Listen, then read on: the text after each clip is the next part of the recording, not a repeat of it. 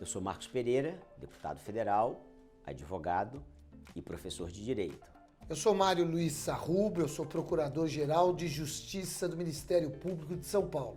Doutor Mário, eu acho que a gente poderia conversar aqui com os nossos internautas e telespectadores sobre o momento que o Brasil está vivendo. Se o senhor me permite, nós estamos aí há menos de um ano da eleição. Tivemos ao longo deste ano de 2021 um ano bastante crítico, primeiro por conta da pandemia, no outro momento por conta de uma possível ameaça à democracia. Como nós temos o Ministério Público, que é um ferrenho defensor da democracia brasileira e dos direitos constitucionais e institucionais, acho que a gente poderia dialogar aqui com os nossos internautas que estão acompanhando, os telespectadores, sobre isso. O que o senhor pensa? Deputado, um grande prazer estar com um amigo aqui nessa bancada. De fato, democracia é fundamental. A democracia, pode-se dizer, é o eixo principal da República hoje. O Brasil é um Estado democrático de direito, portanto, a principal função do Ministério Público é zelar por esse Estado democrático de direito. Então, é muito importante, ainda mais quando se percebe no horizonte, em 2022, um processo eleitoral amplo no país, e o que a gente espera é que a população brasileira possa expressar a sua vontade de forma livre, sem fake news, sem estar enganada, que ela possa efetivamente expressar nas urnas aquilo que ela pretende para o nosso país. A eleição penso eu, como político, como deputado federal, como presidente nacional de um partido político, eu também sou presidente nacional do Partido Republicanos, a eleição ela é a expressão máxima da democracia. O dia, especialmente, que os brasileiros e as brasileiras vão às urnas para livremente escolher os seus representantes, porque a nossa democracia e o poder no Brasil é exercido através da representação. Ele emana do povo, mas através dos seus representantes. Tivemos aí muitas manifestações de fake news nas eleições passadas, mas isso já foi minimizado, penso eu, pelo que acompanhei no Brasil no ano passado. Mesmo em momento de eleição, mesmo em momento de pandemia, nós tivemos uma eleição que verificou-se muito menos fake news, essa eleição municipal de 2020, até que foi feita numa data, excepcionalmente numa data diferente da data normalmente programada pela Constituição brasileira. Por óbvio, o Congresso Nacional teve que fazer uma emenda à Constituição nos atos das disposições constitucionais transitórias, a pedido inclusive do presidente do TSE, ministro Luiz Roberto Barroso, e também do próprio Tribunal Superior Eleitoral. A gente verificou isso em 2020, já uma diminuição das fake news e uma eleição que transcorreu, em que pese a pandemia, de forma tranquila. É isso que a gente espera, é isso que a gente quer fazer. Quando eu digo a gente, os cidadãos de bens, o Ministério Público sempre zelando pela legalidade, zelando pela transparência, zelando e cumprindo o seu papel institucional. É isso que a gente espera no ano que vem. Hoje, nós conversamos agora há pouco, se me permite, antes de começar o programa, há uma polarização. A avaliar pelas pesquisas do momento, uma polarização entre dois candidatos, um ex-presidente, um atual presidente, e nós estamos atentos. Eu, como político, como deputado federal, penso que o Ministério Público também tem esse papel, até porque o Ministério Público também faz parte da Justiça Eleitoral Estadual. Sim. Como é que funciona esse papel do Ministério Público do Estado na eleição? Então, sem dúvida, nós temos atribuições na esfera eleitoral, né? O Ministério Público tem um papel importante na fiscalização da lisura do sistema eleitoral. Nós temos inúmeros promotores trabalhando no Estado, trabalhando em todas as sessões eleitorais. Nós temos um promotor de justiça e um juiz de direito, assegurando a lisura do sistema. Então, até mesmo quando surgiu aquela discussão sobre urna eletrônica, etc. e tal, nós aqui defendíamos e dizíamos, não tem nada de errado, porque nós temos visto as urnas eletrônicas há algum tempo, há muitos anos, né? São muitos processos eleitorais com urnas eletrônicas e não há nenhum senão em relação a esse sistema adotado com sucesso aqui no Brasil. O papel do promotor de justiça é fiscalizar se a eleição está ocorrendo de forma correta, é fiscalizar se as campanhas estão acontecendo de forma correta, inclusive dando parecer, deputado, que é muito importante, nas contas de campanha dos partidos e dos deputados, para se evitar que se viole a regra. Porque qualquer regra que se viole nesse contexto, ela pode desequilibrar o sistema e afetar a democracia. Porque a democracia é justamente a possibilidade de igualdade de condições para todos os candidatos e liberdade da população saber em que projeto efetivamente ele está votando. Esse é um dos papéis fundamentais da instituição Ministério Público, dentre outros. A nossa essência é a defesa do Estado Democrático de Direito. A Constituição de 1988 estabeleceu que o Ministério Público é o defensor da ordem democrática e o fiador dos direitos sociais da população brasileira.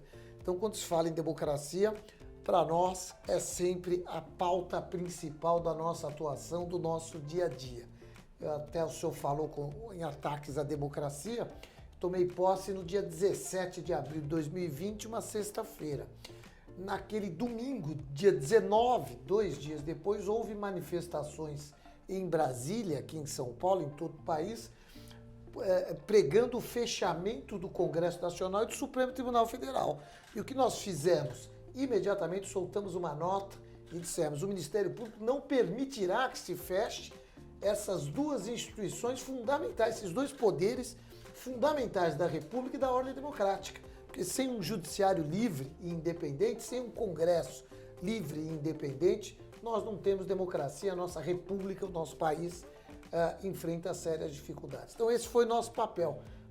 Um dos pontos que mais me orgulha nesse mandato foi que 2 dias depois de ter assumido a cadeira, nós soltamos naquele domingo à noite, fomos a primeira instituição de Ministério Público do Brasil a soltar uma nota em defesa da democracia, sinalizando: olha, o Ministério Público não vai ficar quieto. Se quiserem fechar o Congresso, se quiserem atentar contra o Supremo, o Ministério Público não vai permitir. Esse debate, inclusive, né, doutor Mário, foi muito intenso. Eu me lembro que, na época, eu era vice-presidente da Câmara e do Congresso. O primeiro vice-presidente da Câmara também é o primeiro vice-presidente do Congresso Nacional. Então, eu tinha a função de substituir o então presidente Rodrigo Maia em eventuais impedimentos na Câmara e o Davi Alcolumbre no Congresso em seus eventuais impedimentos. E nós também, o Congresso Nacional, se manifestou veementemente contra essa postura, porque, evidentemente, se ao menos isso pudesse acontecer, ou se houvesse essa tentativa de fato, o que obviamente observou-se que não houve, foi muito mais retórica e falácias, haveria então, obviamente, um atentado contra a democracia. E nós então, lá no Congresso Nacional, também atuamos veementemente contra. E eu me lembro nesse período, porque o debate foi muito intenso realmente, muitos jornalistas me perguntavam, às vezes em on, às vezes em off, se eu estava preocupado, se eu achava que isso poderia acontecer. Eu confesso que eu nunca estive preocupado, fiquei preocupado em alguns momentos, mas nunca acreditei que isso pudesse efetivamente acontecer e achava que se tratava muito mais de debate político e de um grupo político que é minoritário, porque a sociedade brasileira não queria e não quer isso. Eu sou um pouco mais jovem, tenho 49 anos, não vivi os anos mais difíceis da ditadura, mas obviamente meus familiares viveram e muitos que estão nos assistindo também viveram e sabem que foram momentos muito difíceis. E quem leu, em que pese não tenha vivido, li, e quem leu sabe que o brasileiro não quer aquilo de volta. Portanto, eu não percebia que pudesse acontecer isso, até pelos diálogos que eu fazia com os principais comandantes das Forças Armadas, eu não via um respaldo a esse diálogo, obviamente, de nenhum membro do Ministério Público, de nenhum estado do Brasil, nem tampouco do Ministério Público Federal. Eu não via respaldo do Congresso Nacional, Câmara e Senado, não via respaldo do Judiciário e, melhor ainda, da população, já que o poder emana do povo, né? Eu não via isso, não vejo. Acho que agora nós estamos num momento mais sereno e como nós falamos aqui no início desse bloco, prestes aí a um momento de viver a eleição do ano que vem, mas foram momentos difíceis e essa nota do Ministério Público de São Paulo, eu me lembro muito bem, foi fundamental para demonstrar a união dos poderes e também das instituições. Exatamente. E é importante que a gente se manifeste nesse momento, dando a diretriz e deixando claro qual é o papel de cada um, não é? Eu costumo dizer o seguinte: se você não gosta do Congresso Nacional, troque o seu deputado, mas nunca feche o Congresso Nacional.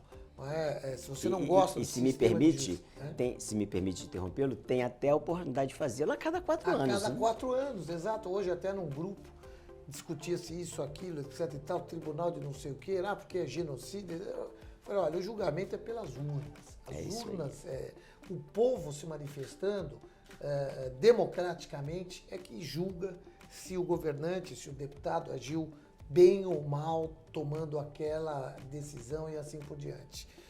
O deputado falou, o presidente falou a respeito da ditadura, né? Foi um período muito ruim para o Brasil, um período de muitos atrasos e um período cuja conta, na minha visão, nós estamos pagando até hoje, porque muito da deficiência do nosso sistema educacional e da desigualdade social, na minha visão, nos remete a esse período, que era um período em que nós não podíamos contestar, que era um período em que nós não podíamos dialogar a respeito do que era melhor para nós mesmos. Acho que esse é o grande defeito da ditadura e a grande virtude da democracia, que é a possibilidade de diálogo. Eu sou muito a favor do diálogo, né? Até dentro do Ministério Público, dentro do meu gabinete, eu costumo dizer o seguinte: a melhor maneira de chegarmos à decisão mais correta é estressarmos o assunto, ou seja, dialogarmos ao extremo. E é isso que nós precisamos. O senhor é presidente de um partido, deputado, deputado federal, o senhor é um homem de diálogo, porque ninguém estaria no Congresso Nacional se não estivesse disposto a dialogar e construir as melhores soluções para o país. Portanto, a democracia é o melhor sistema que a gente pode ter para o nosso país. Até porque, né, para concluir, se me permite, no diálogo você identifica as divergências e com as divergências se constrói as convergências. Exato. É importante isso. Doutor Mário, no bloco anterior o senhor mencionou, naquele momento de maior tensão em que o Ministério Público do Estado de São Paulo soltou aquela nota em defesa da democracia, em defesa das instituições do Congresso Nacional e do Supremo, o senhor mencionou a independência do Supremo, a independência do Judiciário, melhor dizendo, como um todo, e a independência também do Congresso Nacional, do Poder Legislativo.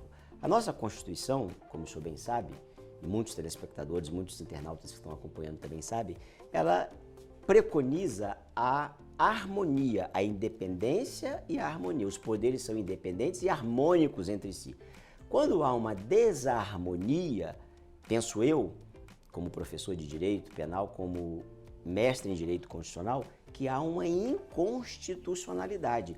E essa inconstitucionalidade se verificou aí, e foi corrigida, obviamente, mas se verificou nestes últimos 2 anos, mormente neste ano de 2021, provocada, penso eu, por um dos poderes, especialmente o Poder Executivo. Eu acho que estamos vivendo momentos de maior normalidade, desde 9 ou 10 de setembro para cá, e esperamos que isso aconteça para o futuro, não só no próximo ano, que é o ano eleitoral, como dizíamos no bloco anterior, mas para as próximas décadas e para as próximas gerações. O que o senhor pensa? Qual é a sua visão sobre o assunto? Acho que a gente poderia dialogar um pouco sobre isso. Sem dúvida. O deputado, o presidente, como professor de Direito Constitucional, identificou de forma correta, para aqueles que nos assistem, a importância da independência dos poderes, né? Então, quando se pensa o judiciário, o legislativo e o executivo, cada um tem o seu papel no contexto constitucional e cada um tem o seu grau de independência, que é da essência da democracia, e na nossa Constituição Federal é essencial que o Judiciário, que o Congresso Nacional, cada um tem o seu papel e exerça esse papel de forma independente. Quando se atenta contra essa independência, quando o Executivo procura manipular o Congresso ou procura manipular o Judiciário, ou até mesmo o Ministério Público, que também tem como garantia constitucional a sua independência funcional, estes são atributos fundamentais da democracia, que, portanto, têm que ser preservados, sob pena de, em qualquer atentado, nós estarmos vivendo, como de fato vivemos, uma situação de inconstitucionalidade. Não é? É claro que muitas vezes pode acontecer abuso. Eu ouço muito por aí, o MP abusa, o Congresso abusa. Nós, Ministério Público, o Congresso vota a lei do abuso de autoridade. O judiciário, ele muitas vezes ativista. O judiciário abusa. Ativismo judicial. Cada um acaba, muitas vezes, exacerbando das suas atribuições. Mas essas, na minha visão, são dores da democracia plenamente suportáveis. Não tem problema nenhum. Isso é ajustável. Acho que não há necessidade de mexermos no sistema. Essa é a dor razoável, que vale a pena sofrer para manter as instituições fortes como elas foram desenhadas na Constituição Federal de 1988. Eu gosto, sou entusiasta do Congresso Nacional, com todos os enfrentamentos que tivemos neste ano em especial, com a Lei da Improbidade, mais recentemente também a Lei do Abuso de Autoridade e a PEC 05. Mas o Congresso responde invariavelmente, positivamente, ao que a sociedade cobra dele. Então, por mais que alguns possam dizer, vocês criticam o Congresso. Eu não critico o Congresso Nacional. O Congresso tem um papel. São tendências que chegam ao Congresso Nacional e ele, dentro da sua independência, coloca o projeto. Vamos discutir, vamos dialogar. E sempre é importante destacar, sempre fomos muito bem recebidos no Congresso Nacional. E como acontece com o MP, acontece com o Judiciário e acontece com todos os demais segmentos da sociedade brasileira. Então, independência, deputado, é tudo. Falta de independência, mexer nessa harmonia entre os poderes, de fato, é uma inconstitucionalidade. E se me permite, doutor Mário, para complementar e corroborar com o que o senhor está falando, a nossa Constituição acabou de completar 33 anos. Ela é muito jovem se comparada aí à Constituição de outros países. A primeira considerada é a de 1215, a Carta de João Sem Terra, na Inglaterra. Então, isso é muito importante dizer isso para as pessoas que estão nos acompanhando, que nós estamos amadurecendo. E no amadurecimento há o aperfeiçoamento. Perfeito. Os erros também podem ser corrigidos, como o senhor mencionou. E isso não é novo, isso funciona muito bem na principal democracia, não vou dizer na principal, mas na democracia mais consolidada que nós temos, que é a dos Estados Unidos. Isso foi criado lá, os federalistas, o check and balance, os freios e contrapesos. Isso é importante e tem funcionado no Brasil, penso eu. Agora, o que tem feito abalar, se é que podemos usar essa palavra, as instituições ou o Estado democrático de direito, ou a democracia, a liberdade como um todo? É o debate raso das redes sociais. Eu queria, se me permite, trazer esse debate aqui. Veja o que aconteceu nos Estados Unidos, lá a invasão do Capitólio. Então, as pessoas estão embriagadas, penso eu, pelas redes sociais, não têm profundidade, não conseguem aprofundar no debate e tem muitas das vezes, como falávamos no outro bloco, uma fake news como verdadeiro e o seu pensamento é a verdade, não conseguem fazer diálogo, não conseguem fazer um debate sadio, querem impor as suas opiniões e isso eu acho que a sociedade tem que tomar muito cuidado e olhar para o futuro, como nós vamos enfrentar isso, porque as redes sociais, melhor dizendo, ela tem realmente contaminado o debate não só no Brasil, mas é um fenômeno que está sendo verificado em outros países também. Como é que o Ministério Público tem visto isso? Sem dúvida, eu não tenho nenhuma dúvida que há um processo de desconstrução das mídias tradicionais. Então as pessoas hoje não estão lendo mais os jornais como liam antigamente, as revistas, não estão assistindo mais os telejornais como antigamente, estão se informando apenas pelas redes sociais. E essa informação da rede social, ela vem, como o deputado disse, de forma muito rasa e direcionada e mal intencionada.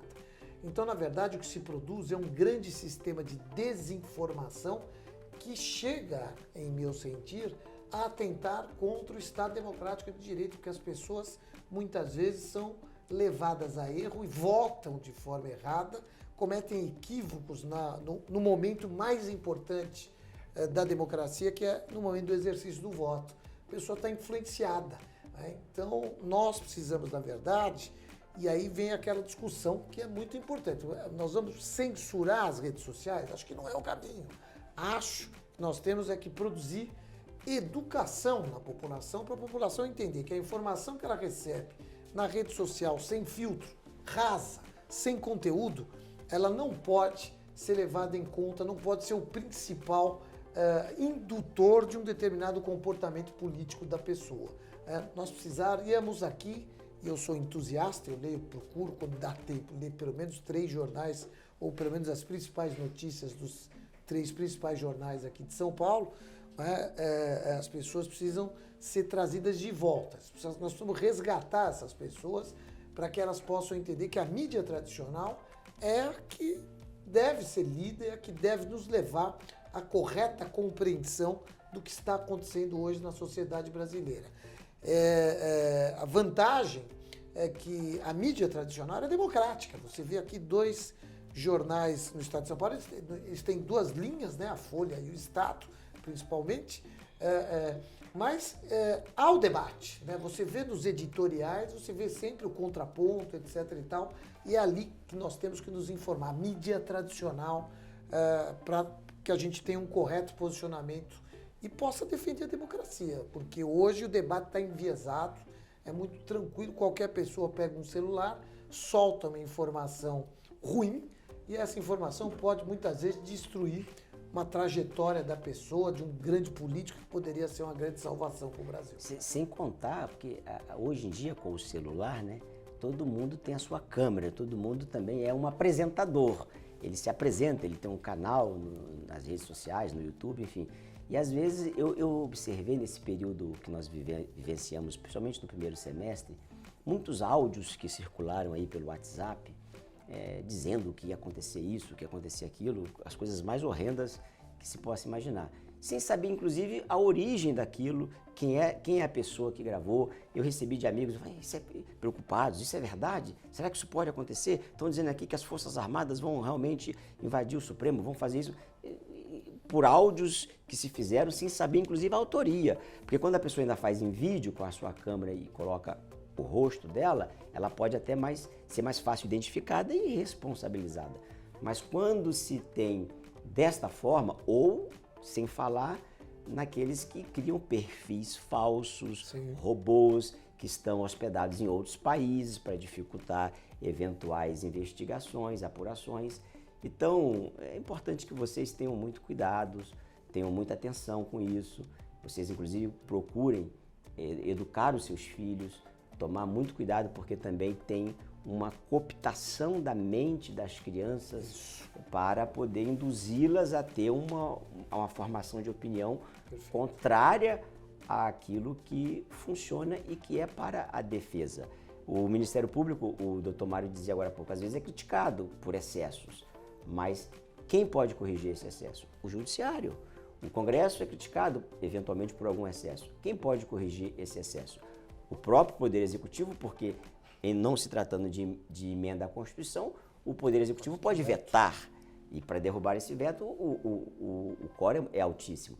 E ainda assim, o próprio Judiciário nas ações diretas de inconstitucionalidade. É assim, queira ou não queira, gosta ou não gosta, é o melhor modelo. No Estado Democrático de Direito, o Judiciário tem que ter, como tem no Brasil, a independência e a última palavra para pacificar os conflitos. Perfeito, perfeito.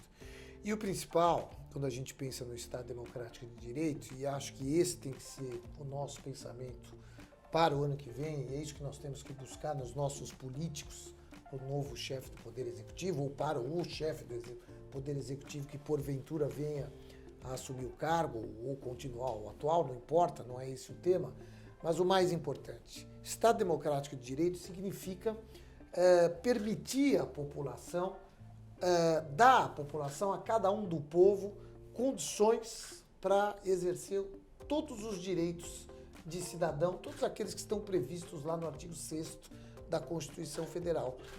Então, o Estado Democrático de Direito significa, é dever do Estado conferir a cada um do povo condições para ter saúde, educação, lazer, segurança pública e tudo mais. Então nós precisamos exercer muito bem o voto, precisamos pensar que aquele que nós vamos mandar para o Congresso Nacional, para a Presidência da República, etc. e tal, tem que ter essa visão de que o principal papel de todos nós, porque também este é o papel do Ministério Público, é trazer cidadania para a população. Acho que a desigualdade social, aliada a essa questão que falávamos há pouco, das redes sociais, ela acaba direcionando muito o comportamento das pessoas e trazendo um certo, tirando um pouco do eixo as instituições e o próprio Brasil, né? Nós precisamos voltar para o eixo, nós precisamos entender a importância da cidadania, a importância da Constituição como a diretriz de qualquer governo e de todas as nossas instituições, do Congresso Nacional, do Ministério Público, do Poder Judiciário, né? Ela é a nossa, aspas, a nossa Bíblia, o nosso plano de voo. E é a partir dela que nós devemos exercer o nosso trabalho, principalmente para trazer cidadania para as pessoas, trazer habitação, defender o meio ambiente, lazer, segurança pública, saúde e o principal, educação. Acho que teríamos que ter uma cruzada pela educação nesse país, né? Eu gostaria muito que nós tivéssemos aí, a partir do ano que vem, um grande debate em prol da educação. Porque a partir do momento em que nós fizermos a revolução educacional, ninguém segura esse país, deputado. Muito bem, eu sou um operador do direito, sou um entusiasta da democracia, sou um entusiasta do Estado Democrático de Direito e, obviamente, muitas das vezes, doutor Mário, eu tenho embates com o Ministério Público como advogado. Isso é natural, isso é do sistema. Tanto o Ministério Público quanto a advocacia são essenciais à justiça. E as pessoas, às vezes, não compreendem bem o papel do Ministério Público, o papel da justiça. Agora, recentemente, dia 14, né, se não me engano, de dezembro, foi comemorado o Dia Nacional do Ministério Público. O senhor poderia explicar um pouco mais para nós? Eu que, em que pese os debates, às vezes, contra, como advogado que sou, faz parte do jogo, eu queria ouvir, porque também, em que pese, repito, os debates, eu sou um defensor e um entusiasta desta conquista que o Ministério Público do Brasil conseguiu a partir de 88, independência, inamovibilidade, enfim, todas as garantias constitucionais que dão condição, ou condições, melhor dizendo, para que o Ministério Público atue como tem atuado no Brasil, aliás, de forma única, né? De fato, a Constituição Federal de 1988 criou uma instituição, o Ministério Público Brasileiro, na verdade, não tem nenhum outro igual no resto do mundo, não é? Existem sistemas um pouco parecidos com o nosso, mas não há nenhum Ministério Público que possa se dizer semelhante ao nosso em termos de garantias, de atribuições. Nós temos um leque de atribuições aqui muito diferenciado. Da maioria dos países, a instituição Ministério Público trabalha literalmente com aquela função tradicional nossa, que é a acusação no crime, não é? E aqui a acusação no crime é talvez ainda a nossa mais tradicional atribuição, mas é só uma delas, né? Nós desenvolvemos a partir de 1988, em função da Constituição Federal, um modelo de Ministério Público que nos tornou, na verdade, o grande defensor da ordem democrática, mas também o fiador dos direitos sociais da população brasileira. De maneira que habitação, saúde, educação, meio ambiente, segurança pública, lazer, esses temas, todo aquele rol de direitos enunciado no artigo 6º da Constituição Federal, tornou-se obrigação do Ministério Público trabalhar, fomentar e garantir a população brasileira, claro, dentro dos limites da lei, não é? E da Constituição Federal. O dia 14 é muito significativo, porque é a data em que o Ministério Público Nacional comemora a sua data e procura lembrar a população que nós estamos ali para defender a sociedade em qualquer circunstância, né? E que todas as nossas garantias, na verdade, não são nossas, porque quando se fala em inamovibilidade, independência funcional, irredutibilidade de vencimentos, isso é garantia da sociedade e não do membro, porque no fundo, nosso papel é defender a sociedade. E o presidente falou uma questão interessante: sou filho de advogado e respeito demais a advocacia, até porque fui criado no seio da advocacia. Tenho irmã advogada pública e meu pai advogado tradicional aqui do centro de São Paulo, da rua Benjamin Constant. E, então, é muito importante esse embate, porque a função do advogado é defender a parte, a função do Ministério Público é defender a parte também, mas que parte? A sociedade. Né? Seja no crime, seja na tutela do meio ambiente, da educação, etc., nós estamos defendendo a sociedade.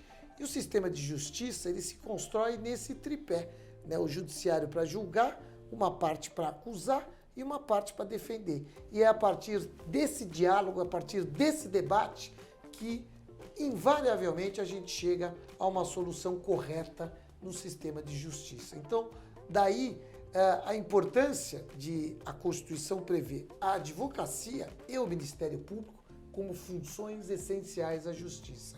Porque esse diálogo, esse debate, essa contraposição tão saudável no sistema de justiça entre acusação e defesa, entre o Ministério Público e o advogado, permite que se extraia desse debate a solução correta em prol da população. Entendo que o nosso sistema judicial é perfeito. Precisaríamos apenas avançar um pouquinho nessa questão recursal, diminuir um pouco os recursos, tirar um pouco de trabalho do Supremo, que teria que ser chamado só para Corte Constitucional, Corte Constitucional, para que a gente possa ter uma justiça mais rápida, para atender mais rapidamente a população. Mas aí, né, doutor Mário, eu acho que é importante ressaltar que o sistema foi elaborado assim pelo legislador constituinte originário porque nós vínhamos de um Estado ditatorial, de um Estado autoritário. Então, procurou-se dar a maior quantidade de garantias possíveis e por isso, obviamente, que acaba muitas das vezes o remédio constitucional, o habeas corpus, chegando no Supremo, porque está lá na Constituição. Era uma preocupação do legislador com o Estado que vinha se desenhando, que vinha se exercendo anteriormente. Agora, com o amadurecimento, nós falamos sobre isso agora há pouco, 33 anos, vão se surgindo oportunidades de aprimorar isso para o futuro. Mas eu queria dizer para você que nos acompanha, que está assistindo esse bate-papo aqui, entre Ministério Público e Poder Legislativo, ou Ministério Público e Advocacia, eu queria dizer para você o seguinte, às vezes as pessoas colocam, doutor Mário, para mim, mas isso aqui não é legal, isso aqui não está bem, principalmente com alguns direitos no âmbito do direito penal. Eu ouço muitas pessoas, mas fulano cometeu um crime e já conseguiu indulto de Natal, já conseguiu isso, já conseguiu aquilo, conseguiu uma liberação para sair, chamadas saidinhas. Eu digo para as pessoas, olha pessoal, quando elas colocam isso para mim, isso aí é garantia dessas pessoas, mas é garantia sua também. Obviamente ninguém é forjado para cometer um crime. Aí eu acabo muitas das vezes até usando um exemplo meio que choca para poder fazer a pessoa pensar, porque as pessoas criticam, falam sem ter conhecimento de como funciona o sistema. Muitas vezes eu falo assim, você pode amanhã ou depois, quem está livre de, não que ninguém queira, mas está livre de atropelar uma pessoa. E aí ela poderá, obviamente, responder por um crime, um homicídio de trânsito. E essas garantias que tem para qualquer outra pessoa, são as garantias que ela vai ter também e que o Ministério Público muito bem observa. Ele tem um papel, sim, de defender a sociedade. E isso tudo leva na liberdade. Liberdade de expressão, liberdade de criticar. Hoje você pode criticar porque você tem liberdade. Liberdade de religião, liberdade de comunicação, liberdade de imprensa. Isso tudo é algo que nós conquistamos com muita dificuldade e, penso eu, nós temos que preservar, custe o que custar, a que preço for. Eu não tenho dúvida, perfeito. E o que é interessante é o seguinte, há um velho pensamento no sistema de justiça, que o presidente vai concordar comigo, que é o seguinte, é melhor absolvermos um culpado do que condenarmos um inocente. Condenar um inocente é um ato muito grave e que nos tempos da ditadura isso acontecia com muita frequência, que aliás nem condenação tinha. O sujeito só por pensar diferente já cumpria uma espécie de pena nos porões da ditadura, ficando preso, torturado e etc. e tal. Então é isso que nós não podemos admitir. O Ministério Público tem um papel importante, os nossos os nossos ouvintes e telespectadores aí entenderem, né, os internautas entenderem, que o nosso papel é de justiça, até por isso é de promover a justiça. Até por isso, por exemplo, muitas vezes no crime, o promotor de justiça pede absolvição. Por quê? Porque se não houver prova suficiente para condenação, nem o Ministério Público deve admitir essa condenação. Nós podemos até recorrer se o juiz condenar. É difícil, né? Você pede absolvição, o juiz condena, o MP pode até recorrer.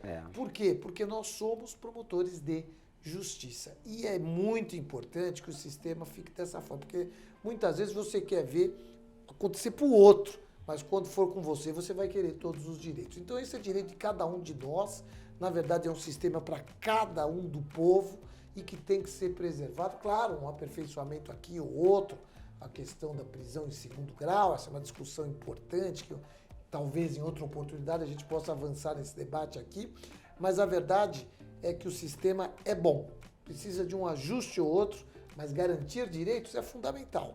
Quem viu o que eu vi naquele finzinho do período ditatorial, em que as pessoas eram retiradas de suas casas e permaneciam presas e torturadas por 2, 3, 4 anos, sem nenhum contato com a família, é melhor tolerarmos a saída de Natal, a saída de Dia das Mães, a saída do Dia dos Pais, porque tudo isso faz parte de um processo de ressocialização, cuja diretriz máxima está na própria Constituição Federal. É verdade. Nosso presidente, professor de Direito Constitucional, já sabe do que eu estou falando.